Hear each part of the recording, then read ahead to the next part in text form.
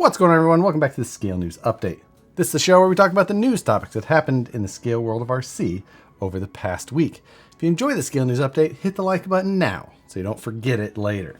And let's jump into this week's topics. First up for this week, Genzace released a new pack for U24 scale fans. This is a 2S 400 milliamp pack with the JST plug on there. But as a bonus, it is super compact, going to fit nicely in, well, it'll fit nicely in a stock style SCX24 as well. But if you've got something much more custom or super scale, don't have a ton of room, or you really want to put it in just an ideal location, check this out. These just hit the website, available now. And speaking of Genzace, there's also a new lower price on that iMars dual charger, 120 bucks now for that charger. A lot of features in that with a good amount of power, AC and DC, dual channel, easy to use, got the nice LCD screens available in white or black. This new lower price, which I think is here to stay, it's advertised as, with their Labor Day stuff, but it appears that it's advertised as a new price. This week, J Concepts released a new body for the no prep scene. This is a 2022 Chevy Copo Camaro. So good styling overall, proportions don't look too bad. Doesn't look like it's aimed at like being one of the fast bodies. And the guys who are into drag racing, I'm sure, know that more than anything. The fast bodies now, super sleek, long, low, just overall, you can tell they're gonna slide to the air. This one leaning a little bit more on the scale realism style with a little bit better lines and shape. If you're a late model Camaro fan, you're looking to put a new body on your drag car, here's another option for you. On a more somber note, Gill Losi Sr., one of the original founders of Losi, passed away last week. There was a number of social media posts sharing stories of Gill Losi Sr., and Losi themselves made a post as well. He was obviously someone who had a huge impact in the RC industry from the early days, and a lot of people had personal connections with him. Of course, always unfortunate to hear. Condolences to the family, and thanks for all of your contributions to the industry. Also last week, Horizon Hobbies launched a new social platform, they're calling it, called RC Nation.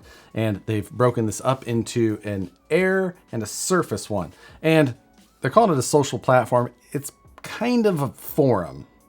I get where they're going. It's not Facebook or Instagram, but it's that kind of style, but it's kind of a forum.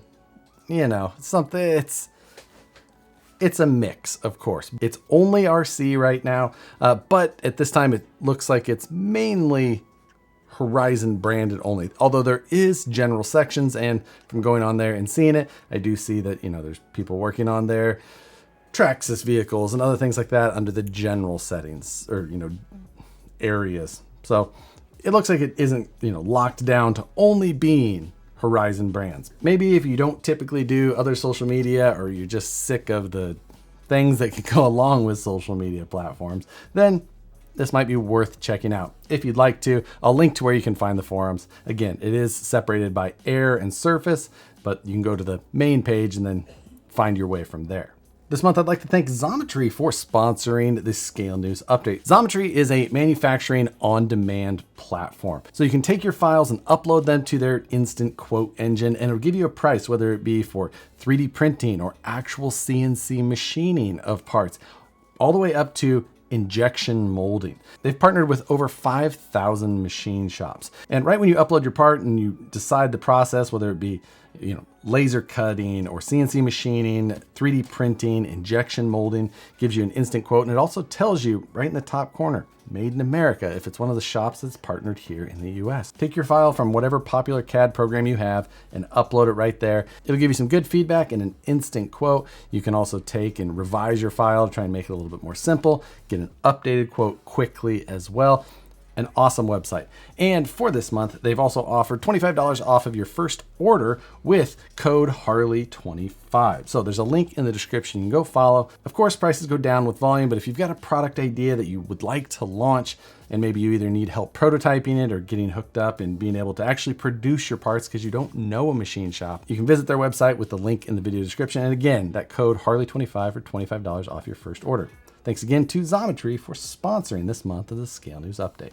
Spectrum just put out a new firmware for the DX5 Pro and the DX5R. And this should specifically interest you no prep racers because they've added a launch control system in there. This is similar to programming we've seen from other radio manufacturers, but now Spectrum putting out their own version of it. It's got multiple screens where you go and program the entire throttle curve and how you want the launch to be, and go from there. It's always nice to see when a segment of the hobby is driving things to actually update actual product. Of course, Losi having a drag card probably doesn't, hurt them being like, oh, maybe we should put something out there to make these even a little bit better.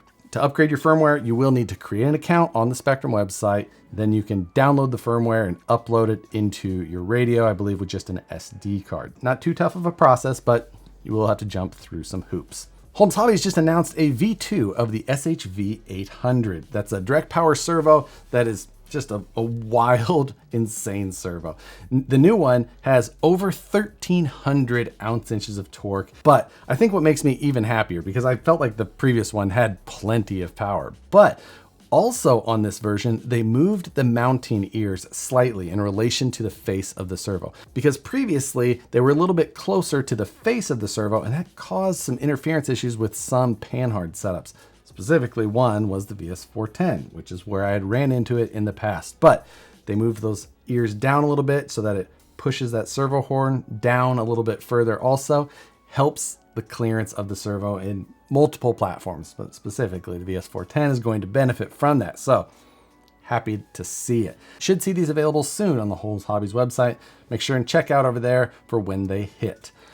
And while you're there, probably for different vehicles, but they are going to be releasing some 050 motors that are going to be perfect for the SCX24 line. These are going to be available in 3 different turn counts, a 44, a 55, and a 66, all with pre-installed pinions on them. So depending on what kind of speed you're looking for, you'll have those 3 choices available. It was mentioned that these are supposed to be available this coming Wednesday, or the day after this video is released. So if you've been looking for a new SCX24 motor, these might be worth checking out. Last week on the news, I mentioned the 3D printable interior cage for the Proline Power Wagon body.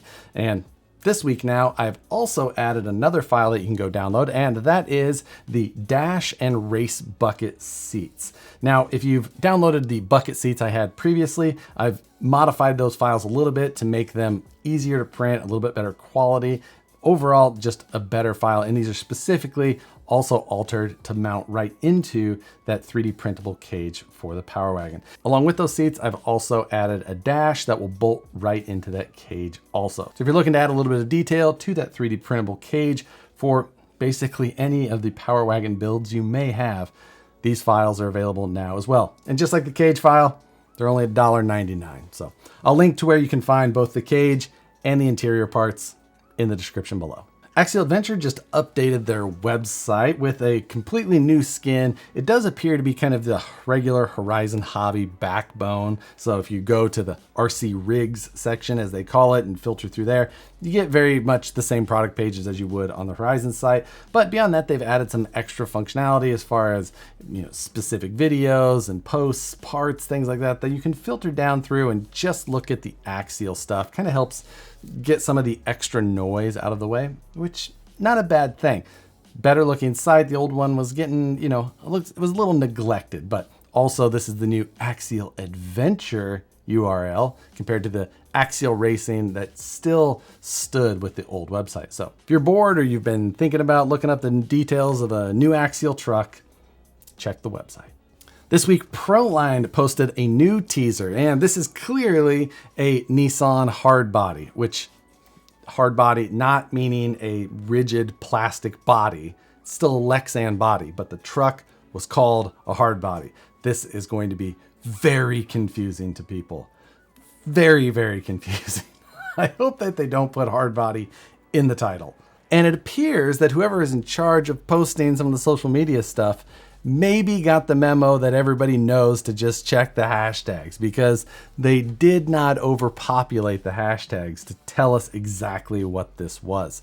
So it allows us some room for speculation finally.